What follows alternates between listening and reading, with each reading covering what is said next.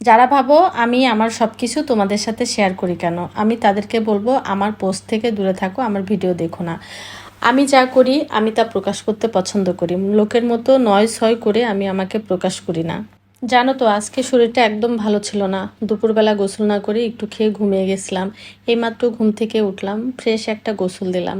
তারপরে ভাবছি একটু স্কিন কেয়ার করে বাসায় থাকি বাইরে যাই সেটা পরের বিষয়, কিন্তু নিজেকে একটু যাতে নিয়ে আসি। এত বিশ্রী লাগছিল গোসল না করাতে, এই প্রথম মনে হয় গোসল না করে আমি বিকেল বা সন্ধ্যা পর্যন্ত থাকলাম। প্রথমে আমি একটা ময়শ্চারাইজার দিলাম, তারপরে সানস্ক্রিন দিয়েই নিলাম, যদিও বিকেল হয়ে গেছে তারপরেও একটা লিপ বাম দিলাম। তারপরে ভাবছি এখন আমি কি করব, যদি বাইরে যাই তাহলে ভালো, আর না গেলে তো বাসায় আমাকে একটু কাজ করতে হবে। আমি বাইরে না গেলেও বাসায় থাকলেও নিজেকে গুছিয়ে রাখতে পছন্দ করি। এটা অনেক মেয়েরাই বলে তুমি তো বাইরে যাও না, বাসায় গুছিয়ে থাকো কেন। আমি সেসব মেয়েদের উদ্দেশ্যে বলবো আমি সবসময় নিজের জন্য ভালো থাকি, নিজের জন্য বাঁচি, কারোর জন্য ভালো থাকি না, কারোর জন্য বাঁচি না।